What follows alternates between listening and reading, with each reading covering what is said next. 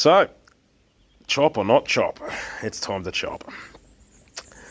Full length aluminium cage roof rack off the 105 series Land Cruiser. I'm endeavouring to chop the top off today to make it a flat rack. Now, I've been thinking about it for a while because I've had these cage racks, one of these on my patrol. I've got this one for the Land Cruiser and I've got that for full driving. And I've always sort of had it, and I think the main reason I've actually just enjoyed having the cage bit is, yes, do you want to play ball? All right, here, let go. Ta. Good girl. All right. Ready?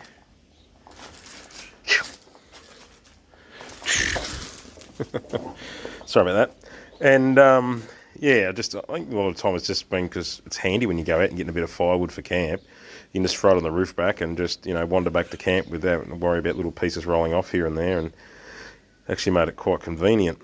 But apart from that, it does get a bit annoying feeding straps over and under it, because you always want to tie down on this bottom tube, yeah, and make sure you put the straps under the bottom tube.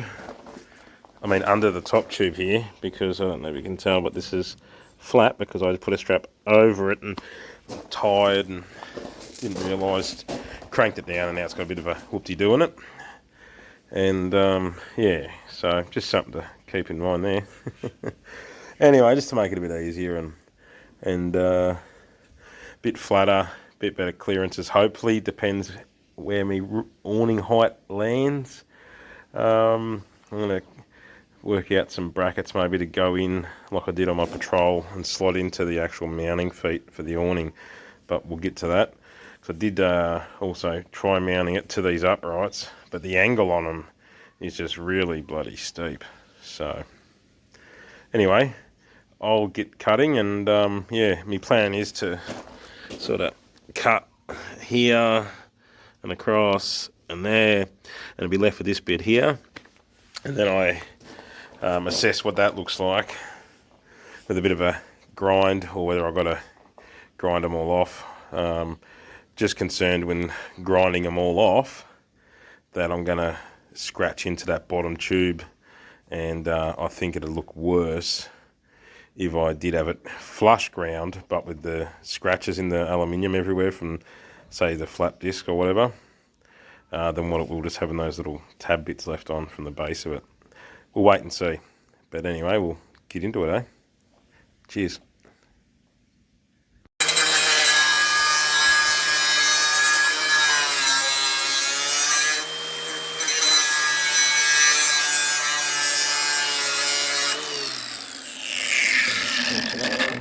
Alright, on to the next.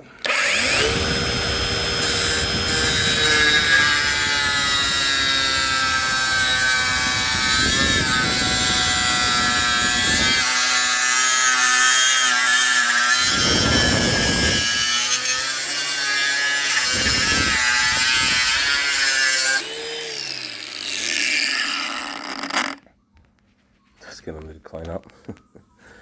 If I leave that, it's going to be a bit high there, but just get the bulk out of it, get the rack off, and then you can get in with the tools a bit better.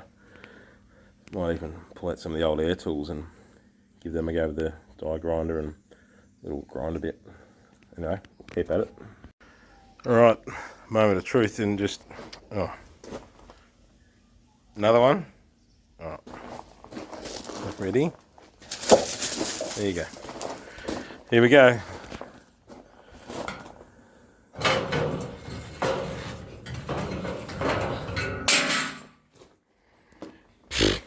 I'd call it done. No, not quite. So, this is how we sort of finish up.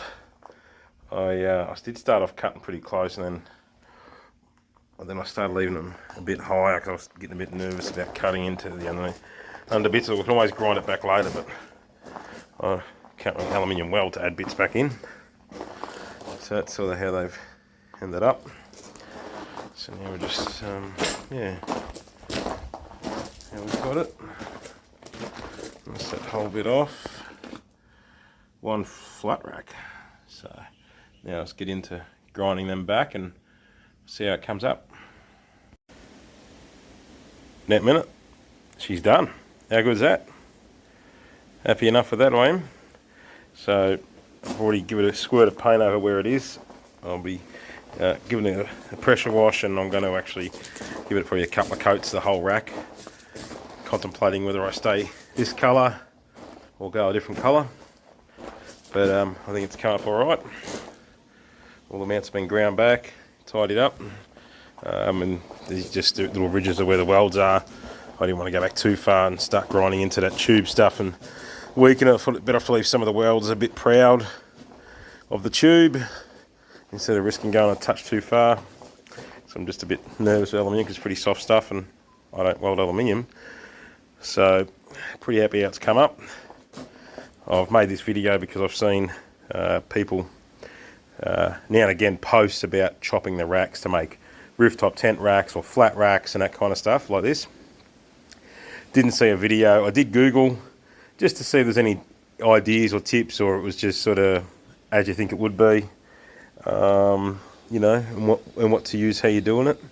So I had an idea that I'll probably use a Dremel in there, and I've ended up just using me 2 5-inch grinders, and you don't have to have two, but I've got two, so I used them. One's an 18 volt, and one's 240 volt. So 240 volt I used for the grinding or the buffing, if you will, or you had the flat disc wheels. Actually, I might show you what they are in case people watching haven't used them before. Alright, so this is the flap disc sanding wheel. They come in different grits. This one is a 60 grit. They come in, I think, down to, is it, I don't know, what, 30, 40, 80, 120, and they're just a great way of ripping stuff off, and can actually probably do it a bit quicker with certain materials than what an actual stone grinding disc can. And I just really enjoy using these flap discs. They're, I think that's their correct name, is it, or what do they call it? There you go, yep, flap disc. So that's what I use for getting it aluminium all the way down. As you can see, the aluminium's still in there, but they're good for that. And I use these thin discs. Oh, it's worn off. I think they're 1.5 mil or something. They're recommended but for aluminium as well, and stainless. So, oh, there you go. Stainless and metal. Yeah, they just go through so you don't get as many burrs and the debris in it from it. I actually use these thin ones for just about everything. Because they're thinner, so they do wear down quicker. But it's, you know, just about the use of them is nice. So that's what I used to do them, and I just, yeah, ground down, and that was it. So I just cut away as much as I could with the grinder, and then just ground them down. We ran 2 grinders, so the 18 volt was for the cutting, and for the grinding back was 240 volt. So do as you please. I didn't end up using the Dremel. I mean, that would have been a bit more time consuming and finicky, I guess. If you wanted to, you probably could, but you're going to get through a lot of discs, and I can't see you getting a better result than a job done. Anyway, each to their own. There's probably some other little tools. Feel free to comment below if you've got any suggestions on what tools you might have used. So maybe it could be a bit of advice for next time for me. All live and learn. So I'm hoping to, well, I was hoping to put the max tracks there, but this is not actually supported underneath, so I'm a bit worried about its rigidity over time, especially corrugations and that, with those little tack welds around there.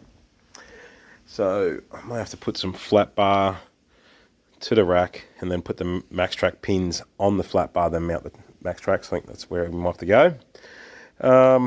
If not, feel free to suggest an idea. DIY is good. I'm on budget with the car like most people these days. I'm not trying to do things myself, but I also do buy nifty products that I think are cool and make life easier. So I do buy some gidgy-gadgy stuff and bits and pieces that I think are just really worth spending the money on. But a mount to mount my max track pins on, it's not really worth it to me. I think there's a few mobs out there making them, but sure they look nice, but it's just literally to mount the pins to mount the max tracks to. So I think it's a bit overrated for my use and my needs.